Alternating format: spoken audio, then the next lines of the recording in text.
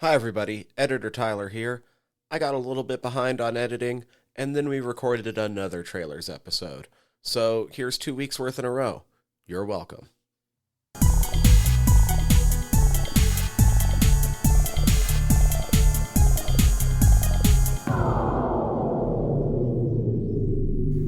General nerdery. I got nothing. You pointed at me and my brain was just like, oh God, I haven't done this in a while. I did it 2 weeks ago. A week ago? Recently. Welcome, General Nerdery Trailers. Zach, Tyler, Steven. Hi, I'm Steven. That's Steven. I'm Tyler. That's Tyler. Sorry, guys. What if we have a new listener? They I need was to know our like, voices. I'm ready to go for this. Let's do these trailers. And you pointed and my brain went bzzz. What trailers did we watch? Bzzz. Let's see. We watched Peacemaker season 2. We watched The Old Guard 2. We watched Godzilla X Kong Supernova. In production now. Weapons? Yes. Oh, weapons? And Conjuring Last Last Rites. Rites. Conjuring Last Rites. What order do you want to go in? Can we start with Conjuring the Last Rites? Because I think it's the one we all care the least about. Well, weapons, but that's me. And we knew that was going in. No. I think that's the one we all care the least about. And then it's weapons is the one that's least Okay. cared about in the room. Have I talked about my, obsession is not the right word, but, deep fascination with the Warrens? No, but I can't stand the Warrens, so I really can't stand most of the Conjuring movies. Good. That's Because they're terrible fucking people. That's specifically why I wanted to see this trailer, because I was curious about it. Also, remind me, I will send you... The last podcast did a, 4-part series on the Warrens that included, calling out the fact that he was a sexual predator. Oh, wow, nice. His basement wife? Not basement wife, she had an apartment above the attic, or above the garage, but, Yeah, okay, yeah. So instead Garage of wife.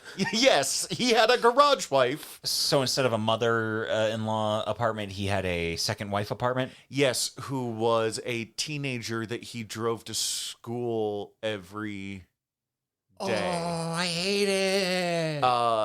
And then when they tried to bust him for that, and she refused to, testify, she had to go to therapy, and he used to drive her to, the therapy classes. What's wild, she stayed with him for, 40 years. Is this so his wife or No, his this is the second wife? This is garage wife. Garage wife. Elaine was aware of this shit. Fuck me, I hate it so much. But the thing is, I am fascinated by hauntings, despite the fact that I don't like horror movies. Right. And I am fascinated by con men, because they're con men. So as a result, the Warrens are the gold standard of shitheads that I love. Yeah, and I hate them I kind do of way. find, I was about to say, I do find con men interesting. I was going to say I hate con men, but I do hate them, but I do find them interesting. I get that. Oh, but I also, hate them as a thing, but fuck me, is it great storytelling to use a con man? But also for me, hauntings in horror movies tend to be bottom of what I'm interested in. From what I understand, it's mostly they scream at a ghost and he goes away. But they're responsible for a couple of deaths. Because they were Jinkies. Okay, good to know. This man's possessed by not directly responsible, but we're going to tell this family that, I think this is the ones from Conjuring 3, you're possessed by a demon. This is what's going to happen to you. And then the family kind of lose their shit because they just fed them what to do, basically. Mm-hmm. And then they're you have been possessed by, you have invited a demon into you. These bad things could happen to you. And then that guy shot someone and was I was possessed by a demon. It has nothing to do with my rampant alcoholism. Jinkies. I'm sorry, I don't give a fuck about this trailer. I am just fascinated by I was going to say, the Warrens. and I, for the most part, don't give a fuck about the Conjuring movies, but I will admit Patrick Wilson's always great in them. Yeah, Patrick Wilson's just great. And in who's most the other anything one? he Mira does. Famiga or something like that? Who does play his wife in those movies? I hate that I don't know that. That is the other one that drives me nuts of look at the real Warrens and then look at Patrick Wilson. Those are Both very different people.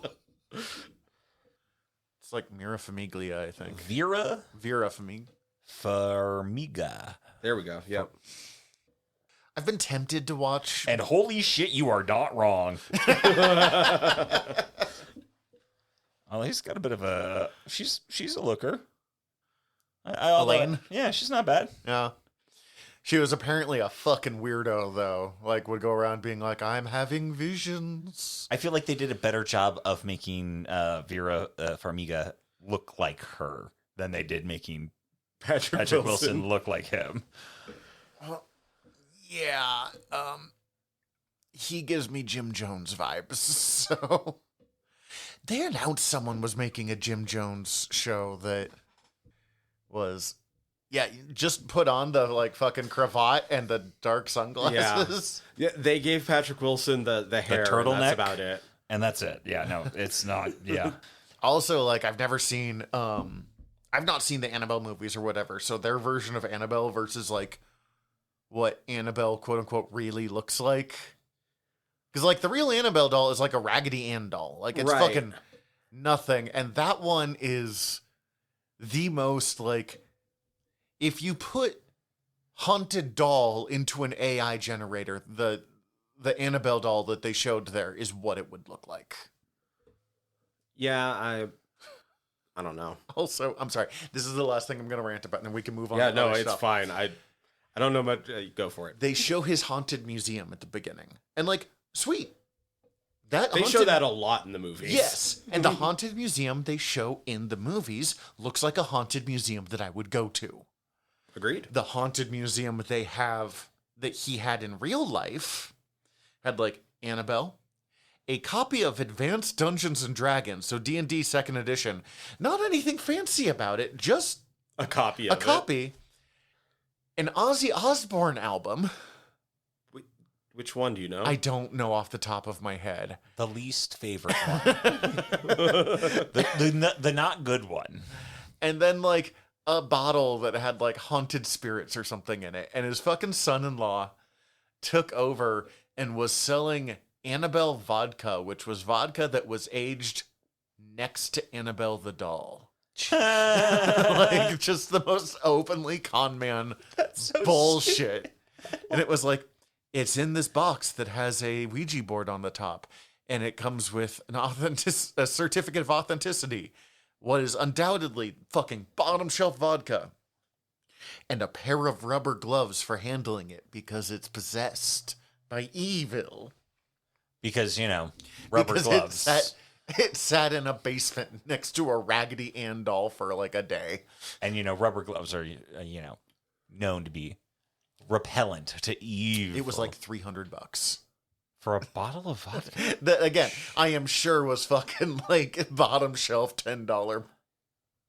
That's it. I don't give a fuck about this trailer.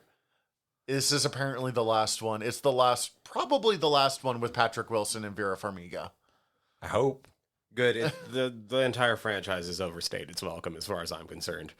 The first one actually, like, I don't care for the Warrens and I don't care for ghost stories for the most part, but the first Conjuring is the most solid mid-tier horror movie I've ever seen in my entire life. That poor woman, Bathsheba Sherman. You're not wrong. You're 100% right on that.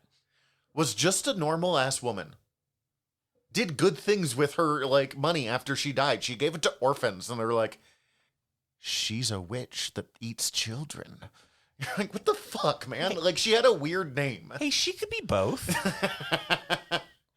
And then the Let's second... not shame witches who eat children.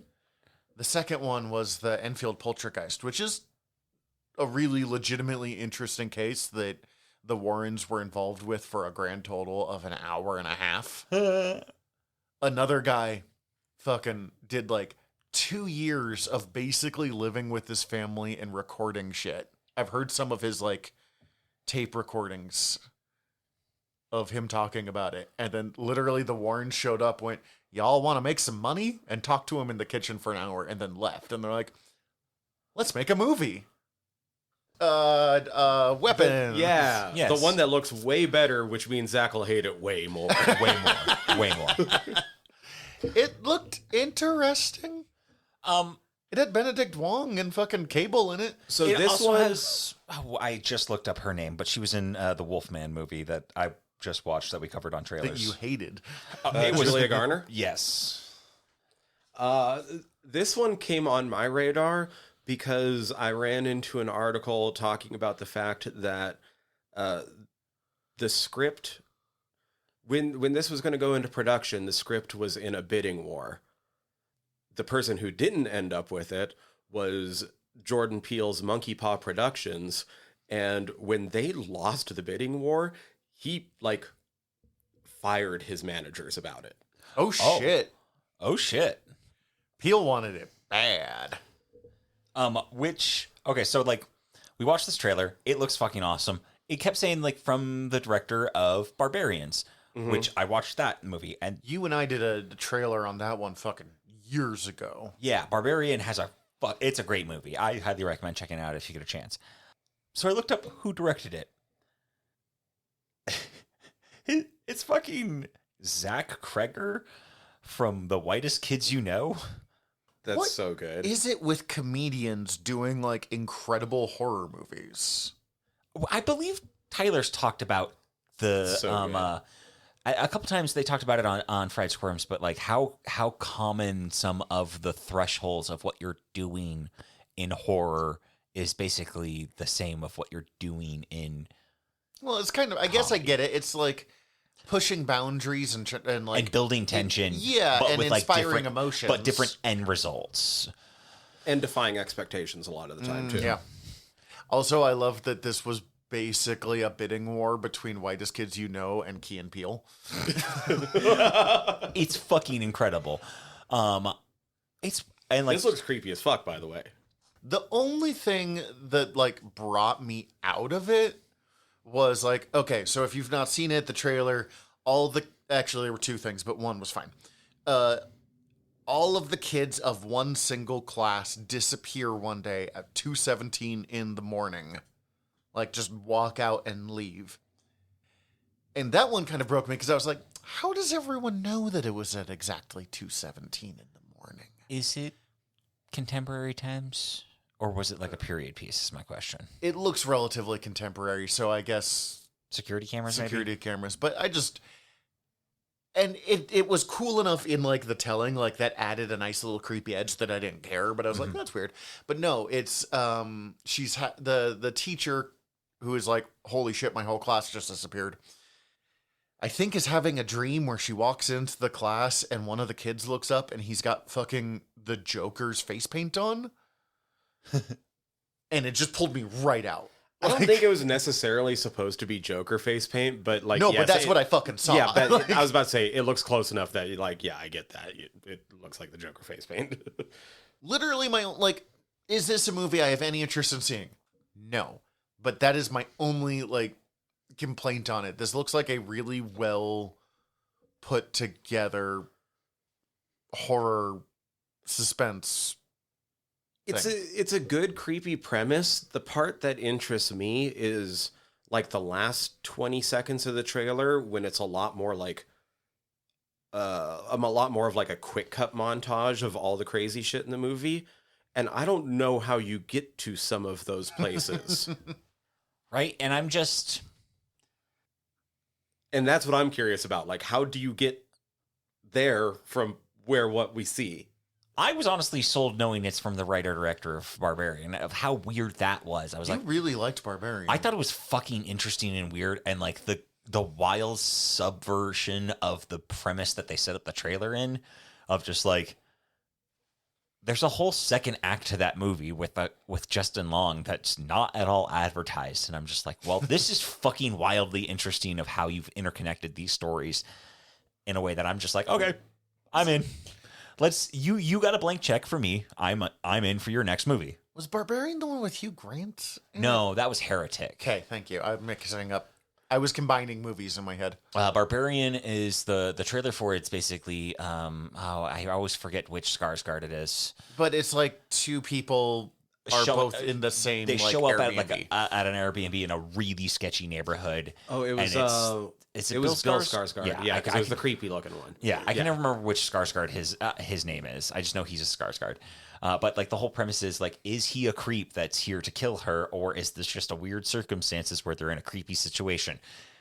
And then there's a secret third option that I didn't see coming at all, and it's great. There is someone there to kill them, but not him. I don't know. I don't care. Yeah. So I don't think I saw her in the trailer, but I'm seeing here that it looks like June Diane Raphael's in this as well. Oh, wonderful! Right? I love June Diane Remind Raphael. me. You would know her best as the queen in Lower Decks. Okay. She is also on the podcast How Did This Get Made? She is married to Yep, Paul that's Scheer, why I Paul hear Scheer. her name all the Yep. time. Cool. and then just does a bunch of acting. That reminds me, we were talking about future episodes. I'm writing final season of Lower Decks on that list. Oh yeah, good call. Call. Don't mind me. Unless you have anything else about this. No, it looks. Yeah, I'm so curious how it gets to some of that crazy shit that it Same. started showing. Same, and I'm only more and more intrigued the more I learn about like the behind the scenes productions of it. Of you saying that Jordan Peele fired the management team that failed to get this is like, oh, that's enticing information for me. I'm more and more interested. Oh, it's this motherfucker from The Whitest Kids You Know? Oh, okay. Yes, I'm more and more interested. Godzilla X Kong Supernova. What Now was, in production. what was the name of shitty ass dad? Mark, was that it? Yes. Was that his desk? Because I thought I saw ex-wife's picture on it. I don't know. I don't know, but it feels like this is an ARG setup. If it's not, It should be. It should be. Like there's the fucking call Monarch 20 something Monarch number. You've seen New Empire. We haven't yet. Is Shitty Ass Dad in that one? No. Okay. Wait. If he is, it's very, very briefly. I still think of him either as Discount Marky Mark, because for some reason he makes me think of Mark Wahlberg, or Teal'c 2 Electric Boogaloo from the later seasons of Stargate SG-1. Is he not the dad from Friday Night Lights? I don't know. I've I not never fucking watched- seen Friday I Night didn't watch Lights. Friday Night Lights. Okay, yeah, I forgot the room I was in. I figured maybe Tyler. Zach, have you seen the football show? I watched the movie. I didn't see the show. Okay. I think you might be right. I don't know. There are some things that have been said about this because we didn't get to see much in this trailer. What was the fucking Lost Kingdom, Lost Empire? What was the New Empire? New Empire was very Something Empire. Both of your names are better. was very Kong focused. So this one's supposed to be very Godzilla focused. Oh, fun. This gives us nothing to work with, which we were expecting. This is just telling us that they're making another one, which I'm down with because I've liked more of these movies than I have not. It honestly had way more than I was expecting for it when we we went into When it we were knowing- actually in an office and it wasn't just a title treatment. Yes, and we like, were 100% the expecting. camera isn't just in an office; it makes a turn in the office to look at a computer. But like, and there's a bunch of like set decorations. It feels like they're setting up like an ARG for the movie, which I would not be surprised. But also at the same time, if it's just like a little teaser of like, hey, we making a movie, it's still fun. Yep. It reminds me that I need to watch Monarch still. I need to finish it. Like, You said it got It was better. getting better where I dropped off, and then I was just trying to watch too much of that time. So But like, okay, so like I did not love Godzilla King of Monsters. I thought that the pacing was awful and I hated Bad Dad.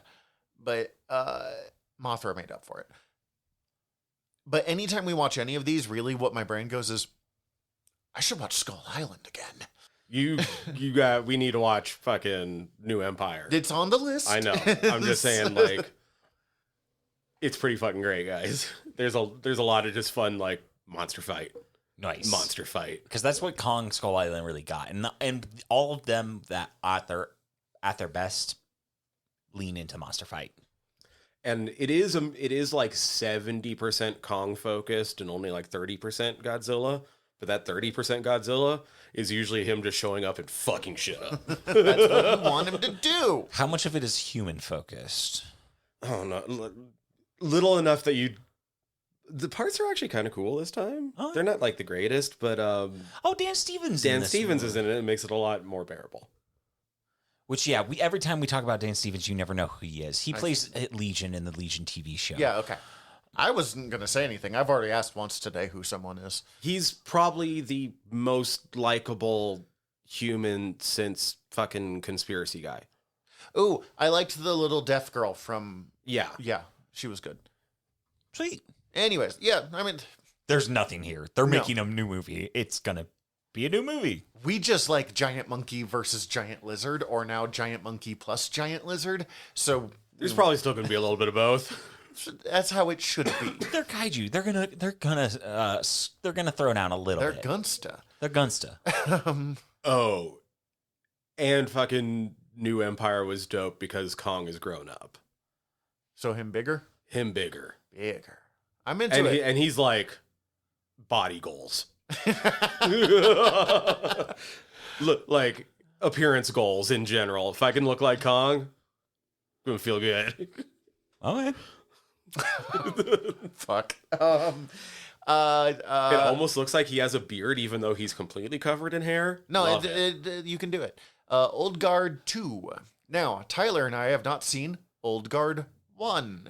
No, while watching this trailer, though, I do remember watching the trailer for the Old Guard one. Yes, I remember us going, we should watch this. And then it's just... And I fully watched it, and it's fucking great. And I now think I've talked you guys into covering it. It's on the list. It's fucking rad. I'm so excited for this new one. I didn't believe we were gonna get a second one.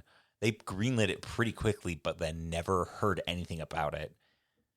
But there's I heard full-ass really trailer. good things when it came out. I am a sucker for secret societies of immortals that have existed across time. I feel like Cece might enjoy this movie too. She watches most of the shit that we do. I put her through a lot of bad movies as a result of that. It's not bad, and it is kind of a draw to the movie, but it did seem kind of obvious and predictable that it should be Uma in this one, even without having seen the first one. And Uma is not in the first one. Right.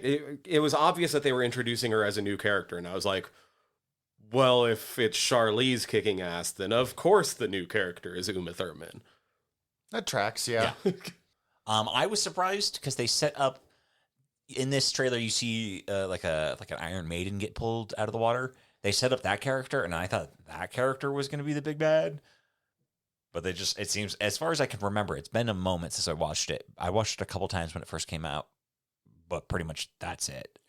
She looks like she's at least going to be a significant bad. Oh, she's going to be a significant bad. They're setting up like basically two tangential rivalry sides of Immortals.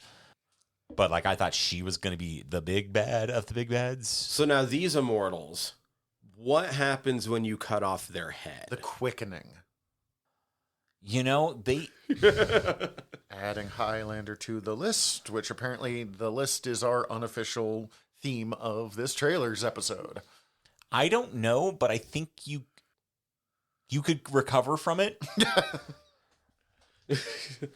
in this Immortal thing. Now, Do they have inside them blood of kings? You're making references I don't know well enough to return to you. Sorry. Highlander is my favorite bad movie.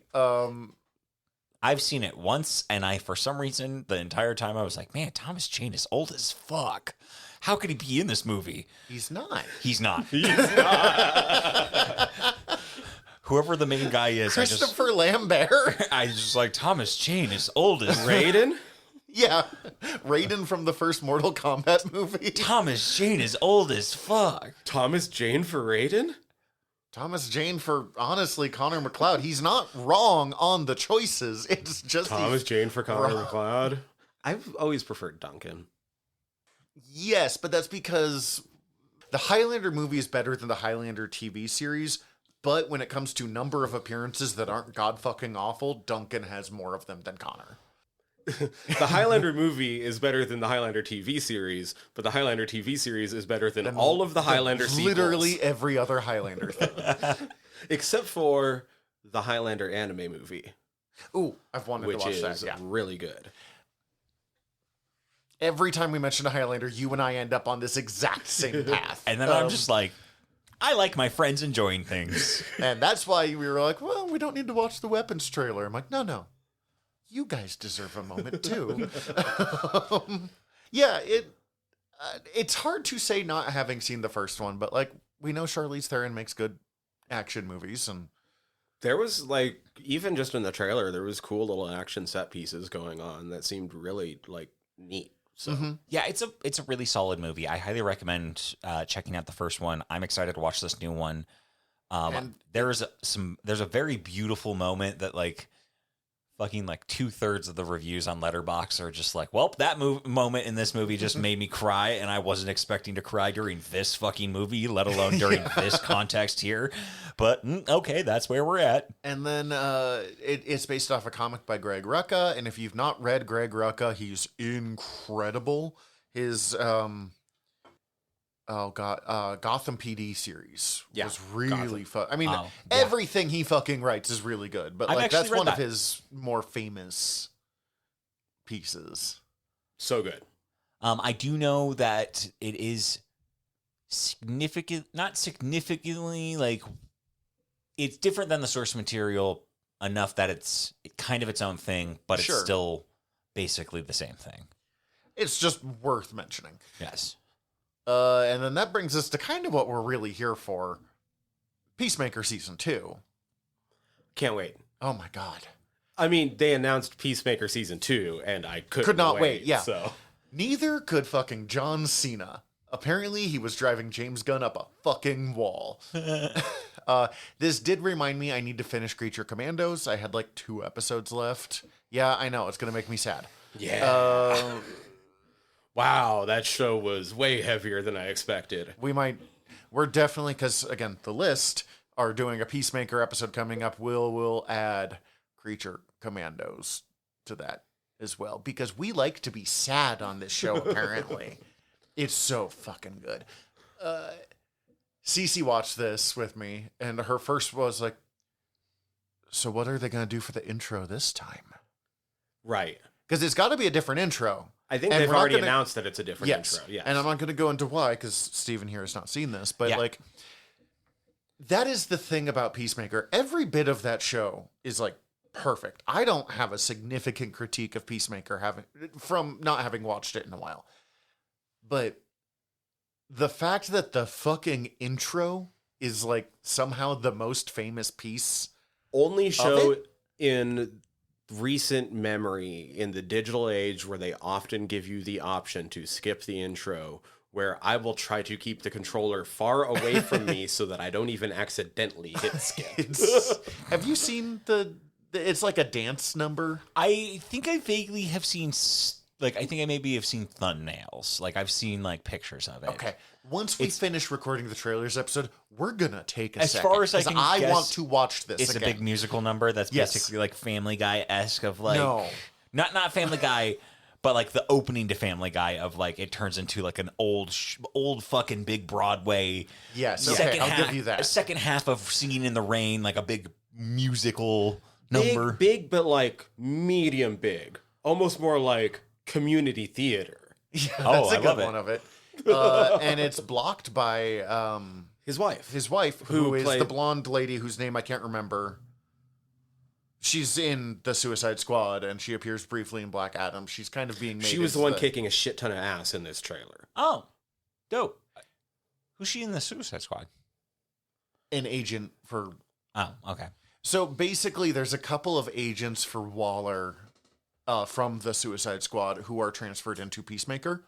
Mm-hmm. So it's not just John Cena's character. For the trailer itself, because we haven't actually really talked about anything you see in any of the trailers today. It looks wait, like so this is tying into Lanterns, right? it could. And Superman, because that was It's definitely tying into Superman. Fillion. Yeah, this will be the first time we know, because this will be Superman comes out in July. This comes out in August. So this will not be the first time we see Nathan Fillion's Guy Gardner. Right. But also, like, okay, Nathan Fillion has played Hal Jordan in the animated various things for like 15 years now. And he does a great job. So I was curious how he was going to do as Guy Gardner. Because Guy Gardner is, what if Green Lantern was a fucking shithead? Yeah, what if you saw Green Lantern and instead of being like, oh, cool, you were like, who's this douchebag? What if it's if U.S. Agent and Green Lantern had a bad baby and then gave him a bowl cut? Kind of love Guy Gardner as a result, but I would fucking hate him in real life. Mad respect for keeping the bowl cut and not doing what they do in the... They've done it in a couple of the animated series where they give him a buzz cut, and it's not the same. Well, so I know at least one person who Guy Gardner is legitimately their favorite Green Lantern. He's my third favorite. It goes Kyle, Alan Scott, the original, and then Guy Gardner. Like, yeah, after JLA, Kyle's my number one by quite a long shot. But yeah, it's because they have more character. But this was a pretty good, like, Guy Gardner as kind of a piece of shit, but in a way of like, it will be interesting because you kind of have to play him the same way Captain Hammer was, like, that he played Captain Hammer in fucking Dr. Horrible Sing-Along Blog. But without being absolutely useless, because Guy Gardner... This is not the hammer. The hammer is my penis. Guy Gardner gets away with being the shithead that he is because he's actually incredibly good at his job. So that's the kind of fascinating... But, like, he's perfect for the mood of this show. Do they reference, oh God, what was it, Warrior? Probably not. So just to make fun of him, though? For a quick because it's gun? Mm-hmm. For a quick reference here, he might own a bar called Warriors. Like, that would still be the way to go. That'd be the way to go. Guy Gardner was the shithead Green Lantern. Mm-hmm. Then he got fired from the Green Lantern Corps and stole Sinestro's ring and went around as Guy Gardner Warrior. And then... they decided, because Power Rangers was really popular, but Guy Gardner Warrior was not being taken very seriously, that they were going to take away his yellow lantern ring, long before the Sinestro Corps was a thing, and give him weird body transformation powers that he could basically, like, form a power armor around himself, and it's literally because Power Rangers was popular. And he became Warrior. And it was really bad. It was fucking awful. Sounds like it could be cool. Nope. And then he opened up a bar called Warriors. Does he show Warriors on like VHS in the back? No, it's a Green Lantern themed bar, and it's got all of the Green Lanterns as like statues, and then Guy Gardner's in the middle, like 4 times bigger than the rest of them, and doing like a Superman pose. I love Guy Gardner. He's the worst. Yeah, he sounds like it. We see a little bit of Hawk Girl as well. We see James Gunn get his brother in there again. Mm-hmm. Not as the Weasel this time. Hopefully not as the Weasel this. And then, so I know it's not a possibility, but just because my brain wants to go there, what's the likelihood of the Red Bee showing up? I know he showed up in Peacemaker Tries Hard, the comic series recently. I would say decently low, at least in this, but who knows going forward? The only reason I would say not impossible is because James Gunn is a fucking freak. And that's why. Yeah, like he's already given us Arms Fall Off Boy. Also played by Nathan Fillion. So, like, we could get fucking weird, and we could theoretically get the Red Bee. Yes. And Michael. And I could see how it could work in the Peacemaker series, because the way Peacemaker is set up is basically like, after his time in the Suicide Squad, he is sort of released, but also roped into doing shit, because he's still Amanda Waller, don't let go. And as far as I remember from Peacemaker Tries Hard, it's the Red Bee's basically like a parole officer. Yeah. So yeah. It will not go the way we want it to go as the like weird triumvirate of the entirety of the Red Bee's fandom. but but it is possible. Yeah. I don't know. All I know is that this trailer showed me the one thing I needed to see. Eagly. It's his pet eagle. Oh, I gathered by the eagle named Eagly that Tyler screeched with joy when Eagly showed up. Look, man, I don't usually love nothing but CGI birds, but like I felt emotions about Eagly. Oh, that was mostly I just wanted to make a pun about the birds and screeching. So, I just chose to move past it though. I needed to cycle back. Why am I blanking on Vigilante? Vigilante? More Vigilante is what we need. I was not expecting. Okay, so like Vigilante is a character that first appeared in Titans and then had a series of their own. The idea was basically DC's Punisher. And then they made a female version that banged Deathstroke a lot. That was uncomfortable. And then though understandable. But and then there was the original Vigilante was named Adrian Chase and was actually a villain in one of the weirder seasons of Arrow. Yep. Okay, so I know that. That actor just popped up in Animal Control for me. But so like Very nice. Vigilante is not a character I have ever given a single solitary fuck about. And then the original actor quit, or was fired or left. Let's go with left. Yeah, something happened, and the original actor isn't who it is. Left 3 episodes in, so they had to re-record all of his scenes. Oh. With a replacement actor, and he is the best part of that show. Insanely good. How is Vigilante that anyway? So I'm very curious to know who was the original then. I don't remember. It's not a name that I recognized. And even James Gunn, and who knows, this could always just be political speak, was just like, he's great. He's a really good actor. It just was not working for what we were doing or something. Exactly. Like And that totally happens. I've heard many a story. None of the examples come to mind, but Sure. I've heard it. Oh yeah, the guy who was supposed to be was Chris Conrad, who was Eric McGowan in the next Karate Kid. Was he the bad guy? He was Johnny Cage. He was Johnny Cage in Mortal Kombat and Oh, so he's the Johnny Cage that got killed 5 minutes into the movie. Yeah. Okay. Cool.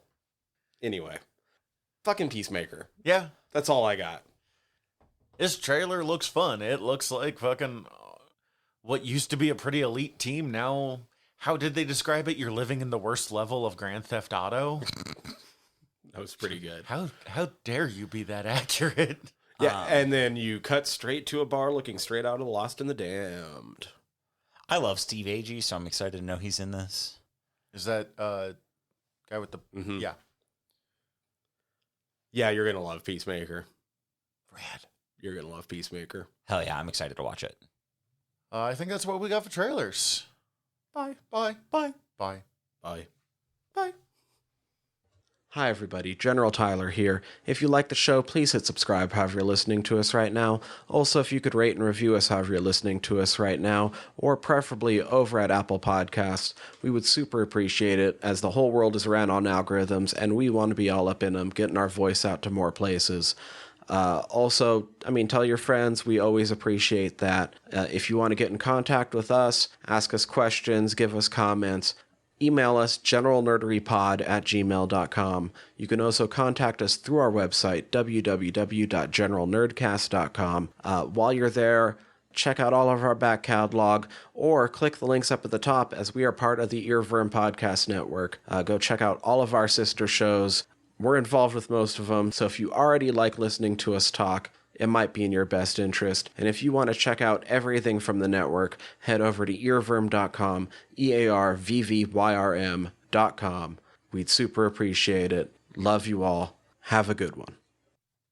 I'll be honest, boys. The entire reason we're recording today might be because of this Superman trailer.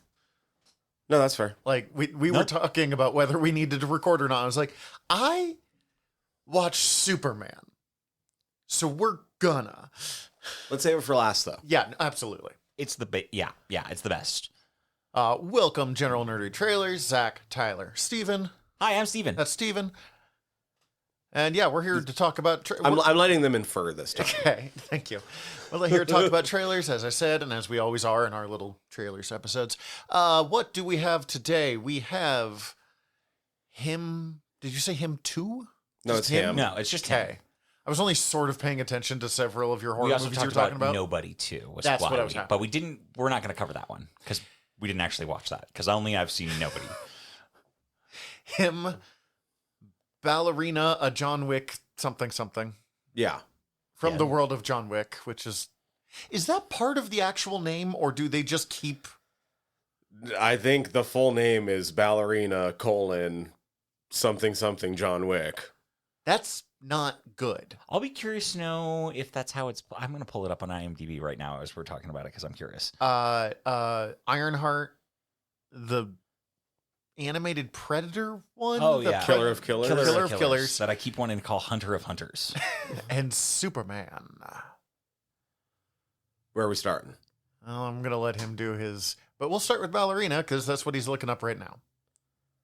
Sweet. I mean, we've already seen a couple trailers for this. It continues just to look like a fun John Wick movie starring Ana de Armas instead of Keanu Reeves. Although, lot of fucking... Is it just Ballerina It's just now? Ballerina Okay. on Letterboxd. So Or they- not Letterboxd, but They just IMDb. can't stop themselves from being like, you want to watch John Wick, right? John Wick!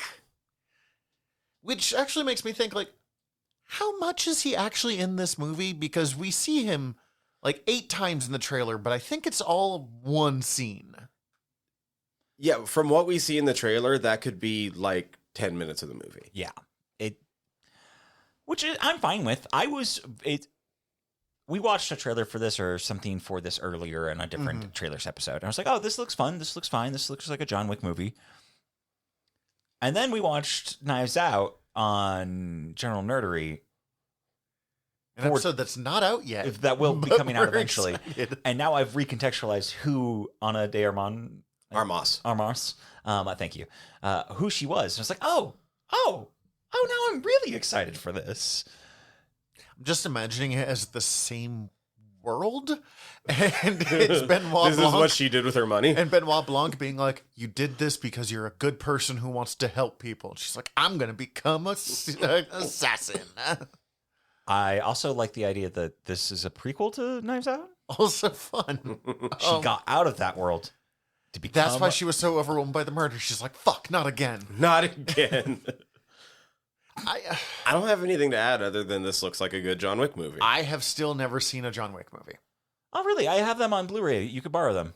They're all good. Yeah, no, that's the thing.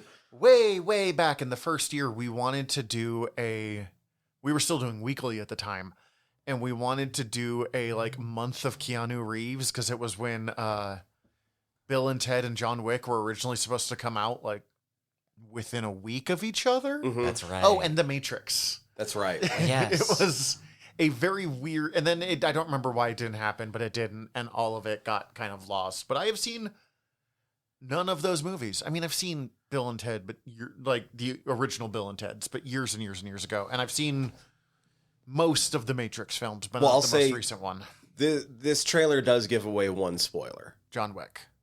No, the fact that John Wick ends up with a bulletproof suit. Oh, okay. Is that That's what why was he was, going on there? Yeah, that's why he was holding up like the little like sleeve of his coat. I thought he like just had like some sort of like weird gauntlets that I didn't know about, but that's even better is that his suit is straight up just now bulletproof. Okay. It actually added, when they added that into the movies, it added a weird extra layer to the choreography because they were able to basically treat like bullets as across the room punches. Interesting. Because it's not just like he's shrugging him off. If he gets hit, it's still like knocking him Yeah. around. Yeah. It's bulletproof. Doesn't mean he's not getting shot. It's still a terrible representation of Bulletproof. Oh, but- absolutely. But it's really neat for the fight choreography. Oh, 100%. I'm not going into Yeah. a fucking John Wick movie, if I ever go into a John Wick movie, for fucking realism. I kind of want to rewatch them. It's been, I don't know if I've seen the third one now that I think about it. We can do, I mean, we did Gunpowder Milkshake, which you told me was Kinda John Wicky. Yeah. John Wick with Harley Amy Quinn. Pond. Yeah. Yeah. I don't know. I'm down for it. You're right. It just looks like a John Wick movie. Yeah, if you Which like is John all Wick movies, anyone wants from this. Yeah. And I was interested because she's in Knives Out. Head Trauma, the movie. Him looks wild. Apparently this trailer's been out for a month, but I didn't see it till yesterday. Yeah, I saw it sometime in the last month, and I feel like I didn't bring it up because I thought you were going to see the trailer and we would talk about it when you saw the trailer, and Zach had no interest in this movie. But holy fuck, this movie looks so weird and interesting. It's like The Program, but Rosemary's Baby, but is super explicit. Yes. Not just like hidden in the background. What would a football player do to become the best, including satanic sacrifice? Well, Including up to, if not more. when I was first watching the part, I mean, because literally all I have to go off of any of this is what y'all just showed me. Looked like, oh, someone trying to be the best, and then head trauma happens, and then I was like, oh, and now he's going to become a serial killer, which, honestly, head trauma and then becomes a serial killer is a surprisingly common story if you follow true crime. And then, yeah, it went to satanic ritual murder, so I don't... And while we were watching the trailer, like, Zach asked if we were watching the trailer for this at one point, like really early into it, and it was just like, oh, it recontextualized it as that. As I was watching the beginning of the trailer, it's like, oh, this is very like generic ass Nike ass like. Oh, commercial. the first like 30 seconds of the trailer. I straight up thought it was a Nike commercial. Yeah, the first like 30 seconds of the trailer is like a generic YouTube sports nutrition ad. And like, yeah, like if you're not paying attention, it's like, oh, it's a real subtle shift into, oh fuck me, this is wild.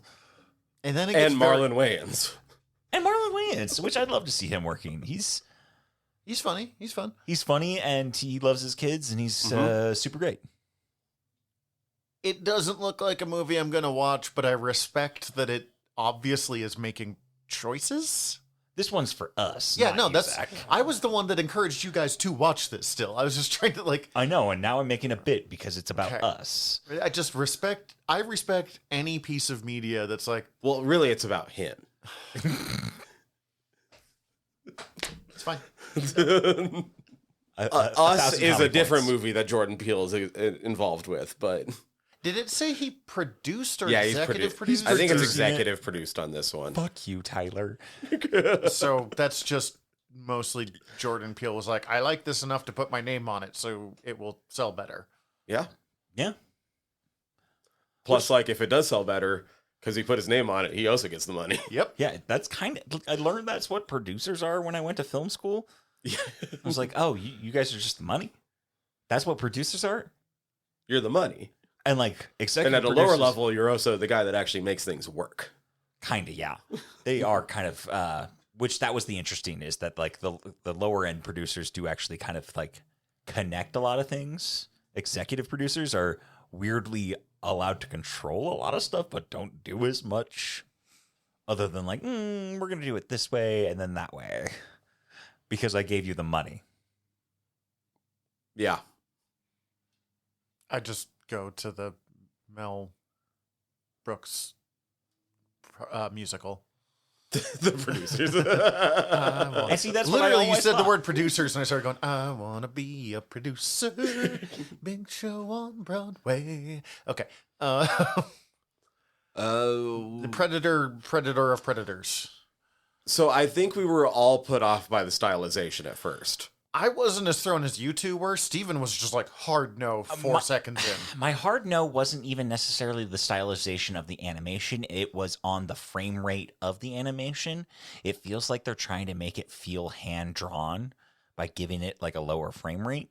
The frame rate was clearly a choice. And Like that's not like something as you you do get on into it, accident. it realizes that it's clearly a choice, and then I got more comfortable with it as it went. But it was really jarring at first, and that's a thing that just is more of a personal taste for me. So I got over it. It looks fucking cool. This looks fun. It also looks like it's an interlude between Prey and the new Hard Predators to movie. say because of the timeline. Like And I don't know time when jumps. There's at least 3 different timelines going on. because we see predators hunting in Norse, like ancient Norse Viking era. It's a horribly sort inaccurate of- way to put it, but I'm Some going sort with of it. feudal Japan era. So ancient Norse era would have been around 980. That was like the big Viking era. Feudal Japan probably would have been a few hundred years later after that, probably like the 1450s to 1800s. I don't know if we saw enough detail to know. No, I'm just Yeah, like, no, I know because I'm just saying that time period is kind of a span. Sure, Yeah. but Yeah. like that's kind of But I We agree, a also, couple from hundred my years li- later yeah. at least. Yeah. and that's kind of the samurai era. Like, and it's Mhm. I don't know Japan well enough to go into any of detail on that, but that's kind of the big ones for them. Same. And then World War II. Yeah. Pretty Which- sure World War II. It did not That's look what it like looked- World War One planes. It at looked all, like so World War II to me as well. Yeah, World War I didn't have as much aircraft. It was biplanes. Yeah. it It was. did have some, but yeah, it wasn't like that. Yeah. Very interesting because I know they've touched a little bit on the Predator spaceships, mostly in Predators. I think the one with Michael. No, what is his name? Jane. Oh, Thomas Jane. Thomas Jane. Thank you. I'm glad you knew the rest of that name. You're really killing it for me today, Tyler. Firing on all cylinders. That one they touch on the spacecraft a little bit, but like otherwise you haven't actually seen like Predators fuck around with flying all that much. Just And- that they have a space. Like I Like, think that's- we've seen the inside of the spaceship a time or two, but yeah, they definitely Like go, a room or two. exactly the They get trophy into- room kind of shit. Yeah. they get into it a little bit in the Predator versus Aliens a lot more. Which by the way I did start watching Predators versus Alien Requiem, the Oh, second so one? the badder one. the batter one. Yeah. I accidentally fall asleep The most worstest one. while I was watching it, so I don't know how it ends. I am gonna finish it though. But yeah, Sorry. I like watching movies, good or bad. This looks really interesting. It feels like it feels like a animatrix type of thing of like we had stories that we wanted to make, but we don't know how to make them into a full-fledged feature film. But we can give you this little anthology thing. I can't. Well, it feels like somebody was listening when Prey came out, and like people the were like, audience were like, "Can we just get Predator across time now?" Can we just get Predator Assassin's Creed? Is really what people want. Like, Yeah, like that was basically a huge response, and this is that. Like, it seems like they've kind of just delivered what people were asking for. so there's one thing that I can't quite figure out because like there's a whole the background narration, which for some reason I think is from someone from the Japan era of it, but I'm not 100% sure why I think that. And I thought it was the World War II era because you see him being like, Literally no concept then. Being like, only together can we beat them, something along those lines. oh, then I thought that was the Norse people then. It could have been the Norse people. See, I just was not paying attention. And then we do see the pilot guy from World War II, which actually I do think the idea of the Predator getting Predator kills in the sky in planes is like a fun little Yeah. tweak. I mean, that dude's fucked, but like, it's obviously I'm wrong because there's been like 12 Predator movies, but there's only so many times we can just watch and then the Predator killed that guy. So like changing it up, I respect. Speak for yourself, asshole. I've watched that a lot. Yes, but you're also gonna watch the Predator and then the Predator killed that guy, but with planes. Exactly. But he's like, what happens if we win or something? And it shows him in what looks like a shock collar. Yeah, Or definitely something. wearing a collar, like a lit up collar, like he's a prisoner. But it definitely have that like what But hap- he's alive. Yes, He is alive, he is yeah. alive, and also like what happens if we win? I don't know, or not. What happens if we win? Like we have to work together, but it's showing these different eras. I'm like, Is there going to be some kind of weird cryo sleep or something? Like something that will bring these characters together, maybe on a Predator planet? Like, I don't know why my And brain then they're in went to... like a gladiator tournament. Exactly. I mean, I don't know if that is anywhere realistic. It's where my brain went when they kept talking about together, but showing different eras. given hyperspace travel stuff of like the Alien franchise, Oh, and there's having, so much and, sci-fi bullshit like, we there- could use to do that if they we wanted know to. that it's in the same universe as Alien, and we know that they have cryosleep in Alien at some point in their Earth's future. It'd so be like, super easy to do. So I imagine Predators have that technology. So like it'd be easy to just say that they cryo-freezed them. Oh, I also wasn't expecting it to be as fucking bloody as it was. Oh yeah, no. Yeah, That they- was We the need thing to that was- we need to say that. Y'all yeah. were not into it, and then they took off someone's head, and Tyler really went, "Ooh, And I was like, okay, I'm back in. ooh." Wasn't even that. It was like the top of the head. That's true. We saw brain. Yes. It was something out of Metalocalypse. And then the thing with the collar made me feel like they were trying to use this as a way to like give background lore for the new one that's coming out that we covered I recently. am sort of more interested in Predator when it seems to actually be trying to build the lore of the Predators rather than just another Predator or multiple Predators has come to Earth. Like, that's cool. I'm not knocking on most of those movies, but world build a little bit. I mean, also like you do have to like consider though that like movie wise, it was Predator and then Predators and then like fucking radio silence on the actual Predator franchise until Aliens versus Predators, Yeah, Predator, Predator 2, the two Alien versus Predator movies. then Prey. No, there was No. two others.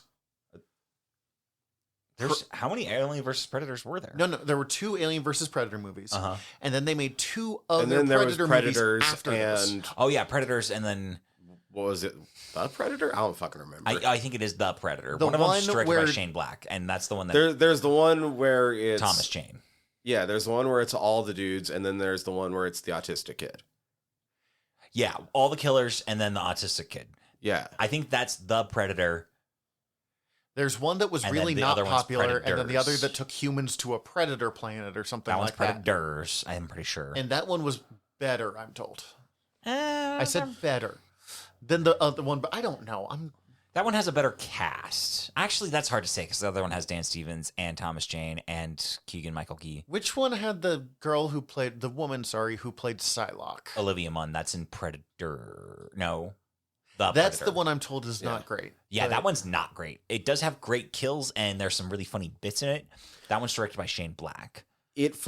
I actually really love that one, but it's because of my history with Predator, and I got into it because a friend of mine's older brother had a Predator poster, and part of the layout of the poster was just like pointing out all the Predator's cool gear and like what everything did. And that one is very, very tied into the Predator's gear. Yeah, that one very much focuses on all of the cool shit he has. And I was like, this is my Predator. It's not good, but it's really fun. And like, Weirdly, maybe the best Predator thing ever made is Batman versus Predator. It is a legitimately incredible little I comic believe book. the Predator has most of its lore built in the comics. Almost entirely. I still keep meaning to track down a copy of Aliens versus Predator versus Terminator. That It had sounds like a fucking really awesome. good creative team on it. I want to say it was like Walt Simonson doing it. I could be wrong on that, but it's like someone like that. Yeah. Ironheart? Ironheart. I've still not seen Wakanda Forever. So Weird. I thought you had. No, we talked about this. I have. It's fine. Riri's fine in it. I don't remember it well enough to know. Like, I remember her in it. I don't remember. There's enough other stuff going on in that movie that she is the most forgettable part by far. And basically, Namor, I just remember being pretty badass, and like, that's about all I remember. In all honesty. And this, honestly, the poster that they put out for it sold me more than this trailer. And that's not to say nothing about this trailer looks bad. It's just like nothing about it hooked me either. I like Anthony Ramos, and I guess it's fitting that he looks like such a fucking goober in the goddamn Hood. I mean, the Hood is really a low-level criminal goober that gets enough power that he keeps managing to, like, rank higher and higher up. So that's pretty appropriate. Yeah. Like, I do think it's an interesting pull. The Hood.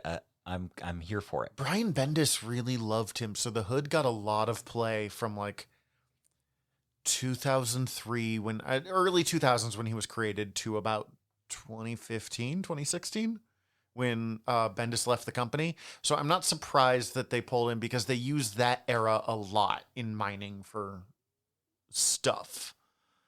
The main reason I am into this is Ironheart had her own solo series. And, like, Bendis created Ironheart, so that also tracks in. And he had her running an Iron Man book, and it was okay. It was okay. It was interesting. It was not the best. But then they gave it to Eve Ewing, who's writing one of the X-Men books currently. And having a black woman write Ironheart made it incredible, is really kind of what happened there. Like, and it's weird because it's Ironheart. It's a, like, little side book that no one really cared about, and it didn't last very long as a result. But it was also my favorite comic book of that year. And this reminded me of that book, even though it doesn't seem to be telling remotely the same story. So I'm in for that. I'm down with Ironheart being a young woman who wants to kind of build her own legacy and doesn't have time for anyone's bullshit. And just jury rigging, doing what she has to do to create a fucking sweet ass armor. The Ironheart armor they have her flying in, I'm assuming we're going to get a different armor by the end of this. It still feels like what we've seen in the trailer. Feels very prototype, and it doesn't look much like the Ironheart armor. Mm-hmm. I did watch a behind the scenes thing, and it was mostly Ryan Coogler talking about it, because he produced Something like this. that. It might even just be executive produced, but, like, he was involved, and it sounds like he was decent levels of involved. And they that one made me much more interested, and I appreciated that they talked about the point of this is not to continue the Iron Man legacy, but about a young woman trying to build her own legacy, which is more interesting to me. I mentioned, like, that the poster hooked me in a little bit more than this trailer did. I do find how different of moods they convey. Yeah, that's much more sinister looking than Ooh. that that poster is pretty fucking baller. Yeah. If you haven't seen it, it's Riri front and center, but then behind, like, Half silhouetted an is armor. half of her armor, but, like, eyes lit up, all sinister looking, with the tagline, every dream has a cost. And it's all red too, so it's building a certain. Mm-hmm. And it does seem like the Hood is offering, like, hey, you're gonna have to do some shit to do the thing you. So, you know, what's some light crimes to build an Iron Man armor? It's just, I mean, depends on what the crimes are, but I might be in. the Hood as the gooberiest fucking Mephisto, offering a Faustian bargain. I'll sell my body to the night for some Iron Man armor. I'm okay with some prostitution of myself for some Iron Man armor. Don't love the Hood's hood in this. Like, it looks like it's made out of leather, but, like, It's hard to tell. I didn't really get a great look at it. it was not fabric. It really looked like leather, pleather, something like that. But it was also, like, really clean and fresh leather. Like, I feel like the Hood's hood should look like canvas or cotton or something like that, and or wool even, and beat to shit. It should not look as clean. It kind of looked like he was going to his first Ren Fair. Part of that was the piratey shirt he was because he had a little wearing. bit of a piratey yeah. shirt on too. But I really like Anthony Ramos, so, like, Yeah. I don't care about the Hood though. Like, anytime he'd come up, I'd be like, oh, all right, we're back to this guy again. We'll see what happens with the demon. Yeah, we'll see if it's actually Dormammu at one point is who it was revealed to be. It was originally just a demon, and then later on Bendis, because Dormammu. Bendis, oh God, I haven't done that in a long time. Bendis took any character that was introduced and then quickly abandoned, Echo, the Sentry, the Hood, and went, what if I use all of them in the Avengers? But what if I change every one of those characters significantly, immediately, for the worse? Maybe not Echo. Echo remained pretty baller through it all, but... Why would you do this? I don't know. I actually liked the Bendis run, but, like, Sentry never should have come back from his original story. It was kind of perfect as it was. Yeah.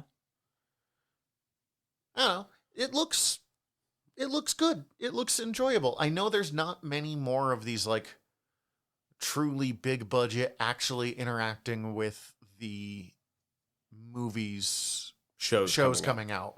Because Feige's like, I don't want you to have to do homework to watch these movies. I'm like, well, one, we're 40 Marvel movies in. You're too late there. But like, yeah, you're too late. You need to start a new franchise, my dude. But I get where people talk about it's difficult because you have to watch this and this and this and this and this. But he wants to go back to separating the TV and the movies more than they were during like the pandemic era. It's not the worst idea. It's not the worst idea, but I don't mind them being in the same universe, kind of like how the Netflix shows were working at that time. Of like, this exists in the same universe. Like, clearly, the Avengers... It sounds like it's going to be in the same universe, but they're just going to be dealing with, like, different scale. Yeah, which I'm here for. That's fine, yes. Mm-hmm. It puts Spider-Man in a weird place, because he should definitely be on the lower scale, but it's too late now. I don't know.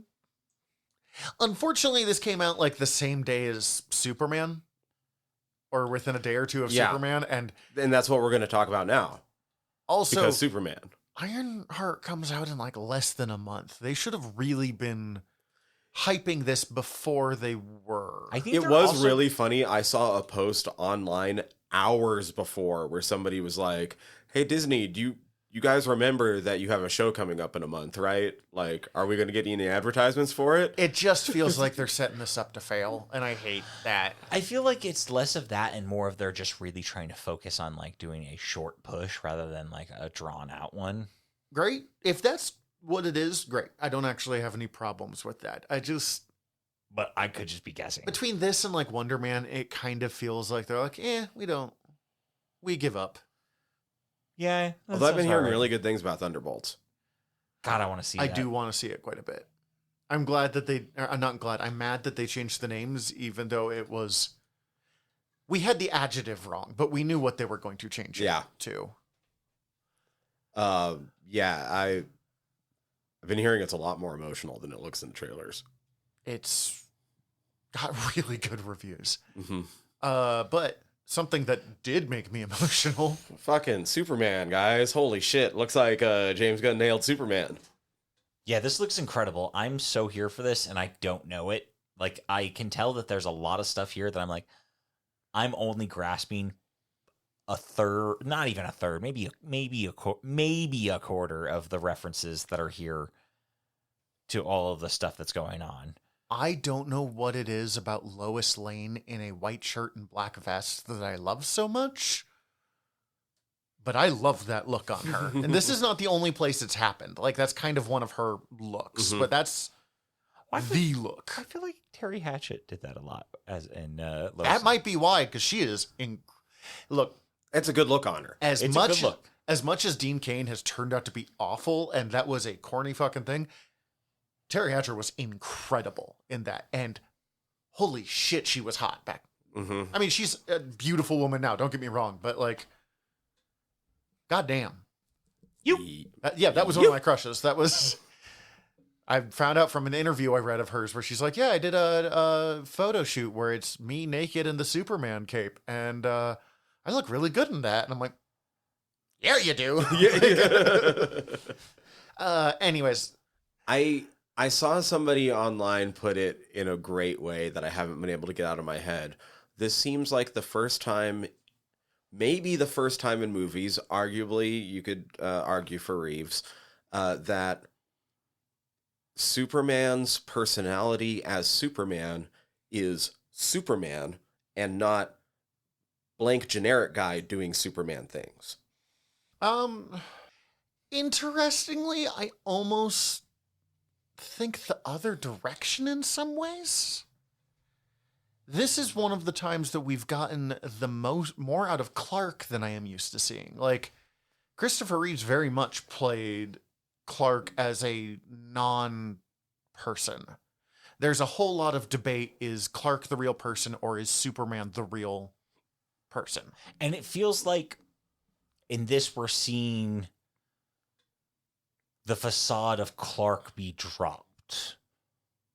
Right, that's the part that sells me in this trailer, is when he goes from Cronkite to straightening up. All right, Miss Lane.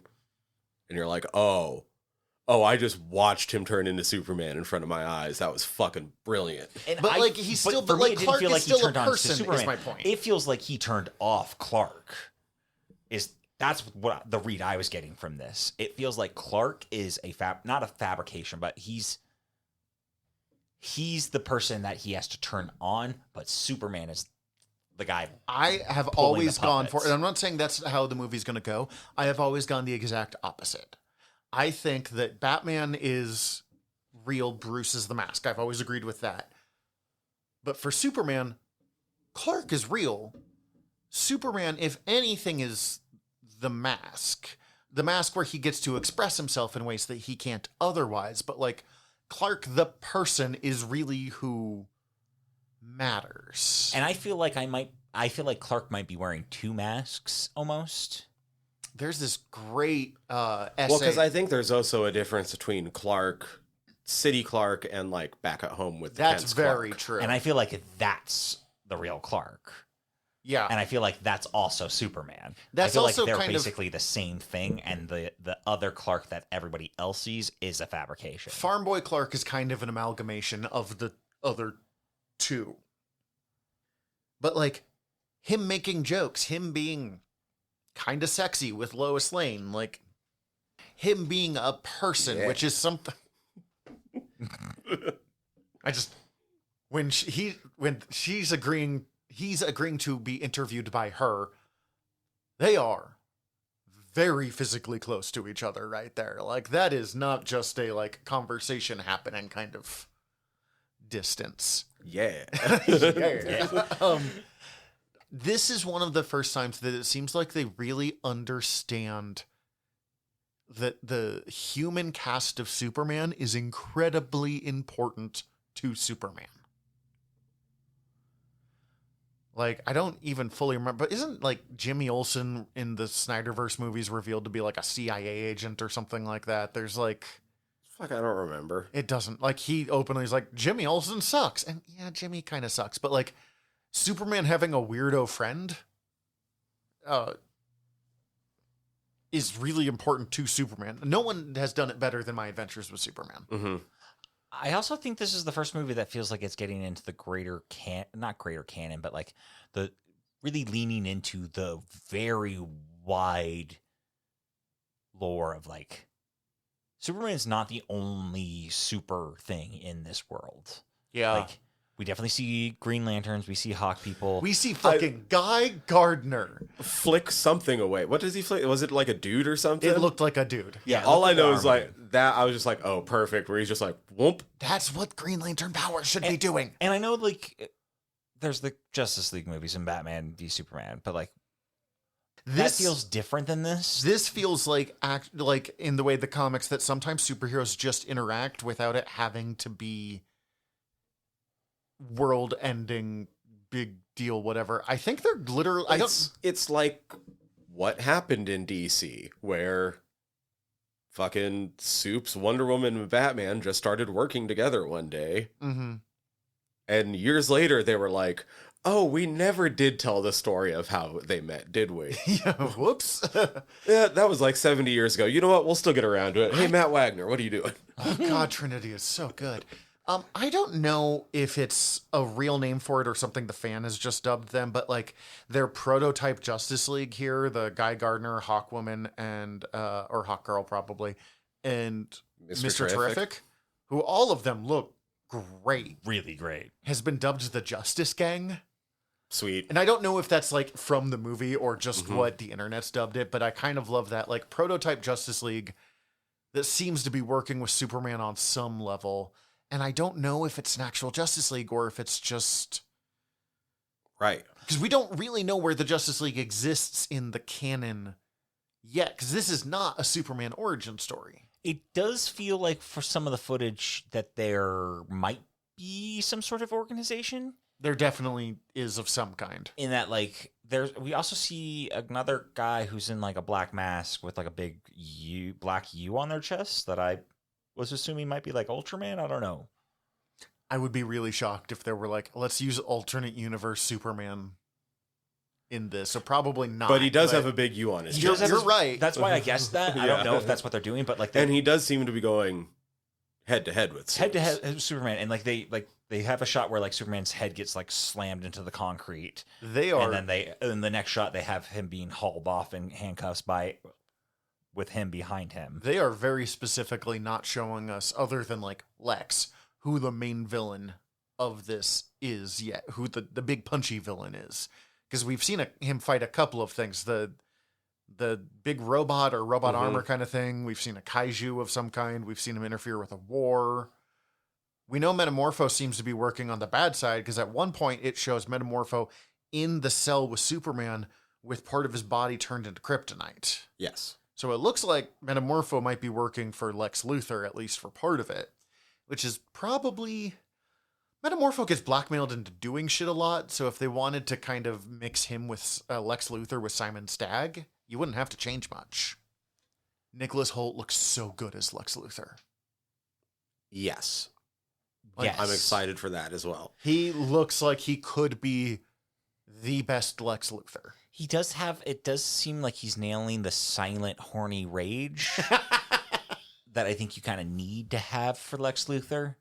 Like, he needs to be, like, really horny to want to murder Superman because he can't be him, is at least my read of Lex for a lot of takes. Yeah, there is something sexual about Lex's obsession with Superman. And it's not quite that he wants to fuck him or be fucked by him. It's it's almost that, but it's just close enough that there's got to be a little bit of a horniness to it. And it's not romantic. People keep trying to make it romantic. It's definitely not that. That'd be the most toxic thing ever. It's horny. It's in the same way that Scorpius was super horny in Farscape for a lot of stuff. Right, yeah. It's horny. It's not... They shouldn't be together. Lex maybe wants to hate fuck him, but more of in like I'm gonna physically dominate you, and that's the only way I can perform that. They timed some of the wording in the trailer. Is it President Lex? I can't tell from that. I don't think so. But it's not impossible, because like you didn't check in with the president and then like Lex Luthor shows up. I can't tell if it's President Lex or not. I hope not, because I actually don't think President Lex is very interesting. Especially today. Yeah, especially today. And then I also don't like it as like a introduction to Lex for this canon of like, well, he's the president. I do think we see him in the Luthor Corps building, so probably not, but I bet he's working with the president. Yeah. He's definitely scheming.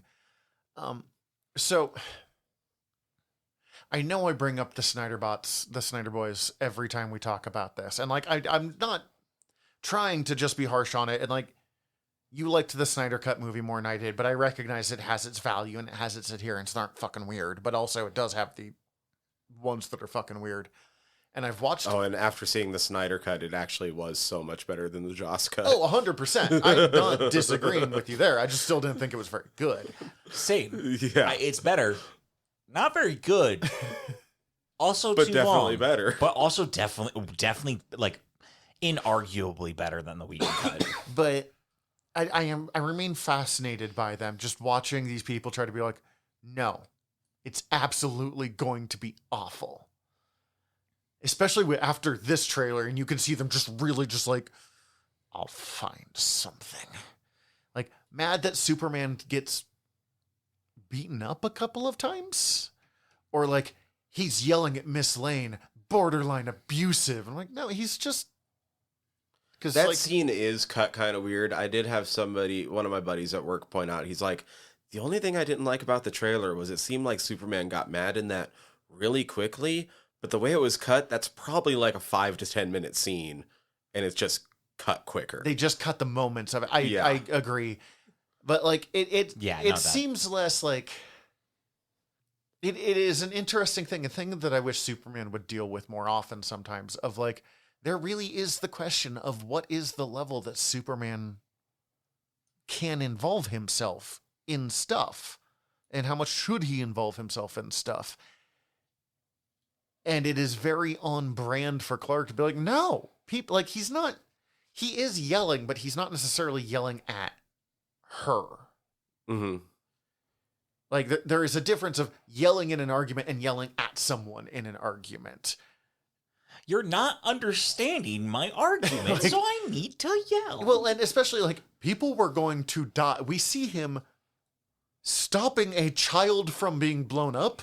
I would probably feel passionately about that one. Like, yeah. But I also, like, in that argument, neither of them are necessarily wrong. Lois's point are all, like, legitimate points, but Clark's, yeah, dude. A child is also still alive, so People are alive now who would not be because I did this is a really hard thing to, like, argue. And if they can stick the landing of those kinds of arguments between Lois Lane and Superman, Lois Lane and Clark, that's awesome. Also, Crypto is a good fucking boy. Crypto's the best boy. I swear to God, if anything happens to Crypto, I'm gonna be so mad. He can get like I imagine they're gonna do the thing where he's hurt and you think he's dead, but then he's alive. That I'll let that pass because I am imagining that's gonna happen. Oh, Crypto's going to get punted by something, yes. But if he dies, I swear to God, I will find you, James Gunn, and I will fucking tear out Look, your liver. oh my god. James Gunn likes to torture people, and someone is going to die in this movie. That's fine. I highly doubt the dog that he based off his own personal pet rescue dog He's going to be is the going one to to be die. the one to die. But also, James Gunn is really fucked up, dude. Could be his dad, although I'm tired of Jonathan dying. I'm betting. I still say, though, Jonathan looks old enough in this movie that, like, Jonathan could probably... I like- he lived a long, fulfilling life. Again, not to knock on Snyder, because I actually... He's not Kevin Costner. No. Not to knock on Snyder too much, because I did actually enjoy Man of Steel. I thought that movie's better than it's given credit for. But Costner being like, maybe I should have let him die. And I actually defended that scene. I understood it versus, I don't know this actor's name, being like, your choices are what make you so fucking incredible. And I'm like, yeah, buddy. Like, that's... I forget this actor's name. We talked about it in the last one, but he's great. He's a great character actor. I love him in Identity. As a weird little aside, but this kind of gives me, the Crypto thing gives me an excuse to bring it up. There's been a weird little trend I've noticed online lately of, like, not full on people trying to be like edgelord comics fans, but like some of them that are kind of on the edge, like posting some questions and some of the different like power scaling conversations and stuff, like, oh, who would win, Homelander or this guy, or like somebody from Invincible or that guy. Crypto. Yeah, okay, so first off, the funny thing is, every time Homelander is brought up, the entire nerd community comes out to be like, that entire universe is entirely like crazy low scaled. Yeah. Like Luke Cage can tear Homelander apart. I didn't know that, but yeah. Homelander is like on the scale of Superman ripoffs, pretty He's like the low-key. weakest Superman ripoff. Maybe Brightburn's weaker. But Brightburn's also a child. And no one really talks about Brightburn. Like, Yeah. it didn't really, like... But just today I saw somebody like post, it was kind of a joke post, but it was Battle Beast from Invincible versus the Crypto. Angry Catman, yeah. Yeah. And then one of the responses was like, I started laughing really hard, and then I thought about it for a second and laughed harder when I realized that Crypto probably wins. Yeah. Yeah. And then somebody pointed out in the comments, like, yeah, Superman has morals. Crypto has instinct. It comes up, actually. Like, Invincible is really Superman by way of Dragon Ball Z, which is probably why I got lost on it. But, like... Yeah, I sticked with it way too long. It gets off the rails pretty quick. But, like, respect. I actually legitimately really respect Invincible. Again, I like it when media makes choices. And Kirkman obviously had stuff he wanted to experiment with. And it's connecting with people. It's more popular now than it was when it was running as a comic. And it was a consistently top-selling comic book. So, like, good for them. I remember really getting less interested when they started doing weird shit with the relationship between Mark and Adam Eve before they became a couple. I was like, this is some fucking weird shit. I'm not here for this. I read like 100 issues before I fell off. It went for like it went over 200. wicked long. Yeah. I made it to the point where he was they moved to a different planet so that him and his wife could have a child together. Oh, I definitely never got that far. Adam Eve and him get married eventually. I knew that. Yeah, I know kind of what happens, right? Oh, back on Superman. If we're talking about things that are going to make me probably cry harder than they should, most of those robots are dying. Oh, yeah. And that's going to suck. Which, like, we specifically brought up how great those robots were and how, like, and how funny it was when they're like, oh, we can't actually appreciate that because we're just androids. And, like, it's like, it seems like you actually appreciated that. And, like, the woman robot who, like, giggles when he's nice to her or something, she's going to die in his arms. It's going to be horrific, and I'm definitely going to cry at multiple times during this movie. May have cried watching this trailer the first time. Like, I mean, especially out of the three of us, I am the one that really, truly loves Superman as a character. And there are few times I have ever felt... And I, you know, movie's not out yet, could be wrong, but like few times I've ever felt like it really has captured the feeling of Superman at his best as it has here. Even with like My Adventures of Superman, which is Magical Girl Superman, and I love it. I did also appreciate how at the end of the trailer, it was like, cool. Now, if you want to go read where this all began... And then recommended some bangers. Yeah, what it recommended, All-Star Superman. Superman for All Seasons. And there was a third one, I don't remember what it was. But, like, those two are on my top 5 Superman stories. Those two and Superman. Those are my top 2 Superman stories. Toss in Superman Birthright by Mark Waid and Lionel Francis Yu. You've got my top 3. Like, there's not...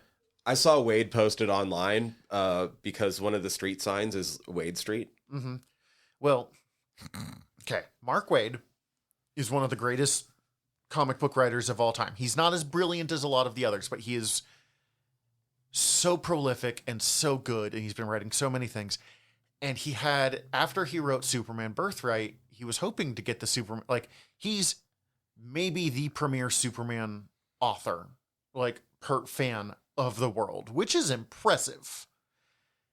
And he had a falling out with the head of DC, and DC's like, you're never going to write Superman. We will never let you have that book. So he stopped working for DC after years of working for them. After he made the Flash relevant for maybe the first time ever. And he's just recently been coming back, and he got to do like World's Finest, which is a Superman Batman team up book, which he's incredible at. And now he's actually working, if I remember right, I think he's just writing Action Comics these days, which is like Superman is the book because its name is Superman, but Superman appeared in Action Comics. It's like the hipster's book when it comes to Superman. So him writing that has to be a fucking dream come true. And then this movie gets made, like, it's a good time, other than the fact that he's very mad about the state of the world right now and is very willing to let the internet know it. This is a good time to be Mark Waid. If they're intentionally calling out Morrison, do we ever get to some of that scaling? I hope not. So, I don't know if you know what he means by that, but like... Are we talking All-Star Superman? Yeah, we're talking about Morrison doing stories where Superman punches holes in reality kind of things. Oh. I hope they... Not in this movie, but I hope they get into that. Because that sounds fucking cool. This Superman becomes a major exploration of Morrison's myth structure kind of things. I saw an interview with Morrison where he's like, oh yeah, All-Star Superman wouldn't be created today. It wouldn't work with because the different political stuff. I'm like, yeah. And he's like, also, that's not the book I recommend people read. That's not the Superman book everyone should read. I'm like, well, you're wrong, but you also wrote it, so I'm fascinated. Like, and he goes, oh, it's Superman. I think it was like Superman Unbound or something like that. And I looked it up, and it's his Superman Final Crisis crossover book where it's Superman gets dragged to an alternate dimension, and like the Supermen from across reality have to team up to take on. And I've read it. I had fun. It was an enjoyable. It is unhinged bullshit. It is like him teaming up with a version of Superman that is clearly Dr. Manhattan. Including the blue and like the atom thing. Yeah. That like it is Morrison at his most insufferable, and I like Morrison at his most insufferable, but also is like, if you had someone ask to read Superman for the first time and you handed them that, they would never read a Superman comic again in their life. Like, That is actually really funny. Do we think Gunn can balance teams as well as Morrison? One of the things we talked about in our JLA episodes was everyone got to operate at full power, yet there were believable threats.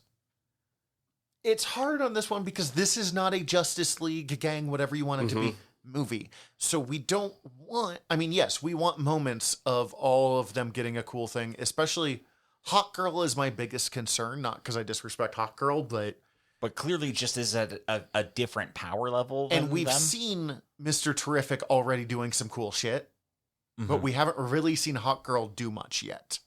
She's kind of just a smashy punchy, so I don't... It would be easy for her to get lost in the struggle here, but do I trust Gunn with teams? Fuck yes, I do, because I have seen the Guardians movies. I still haven't seen Guardians 3, but I've seen 2 of the Guardians movies, and I've seen the Suicide Squad. I also haven't seen Guardians 3. Neither have I. Sweet, we have another thing to put on the list. But, like, Gunn has a really good track record with teams, so I think he can do it. The question is, can he do a team as a backup? Like, not lose Superman too much while trying to still get the team their cool moments. I think he can do it. I'm pretty in for this movie. I really trust James Gunn when it comes to superhero shit. He has not missed yet. Hell yeah, I'm in. Yeah. Bye. Hi everybody, General Tyler here. If you like the show, please hit subscribe however you're listening to us right now. Also, if you could rate and review us however you're listening to us right now, or preferably over at Apple Podcasts, we would super appreciate it, as the whole world is ran on algorithms and we want to be all up in them, getting our voice out to more places.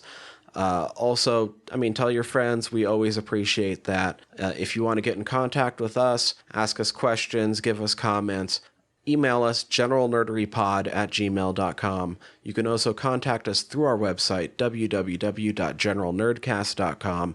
While you're there, check out all of our back catalog, or click the links up at the top, as we are part of the Earworm Podcast Network. Go check out all of our sister shows. We're involved with most of them, so if you already like listening to us talk, it might be in your best interest. And if you want to check out everything from the network, head over to earworm.com, EARVVYRM.com. We'd super appreciate it. Love you all. Have a good one.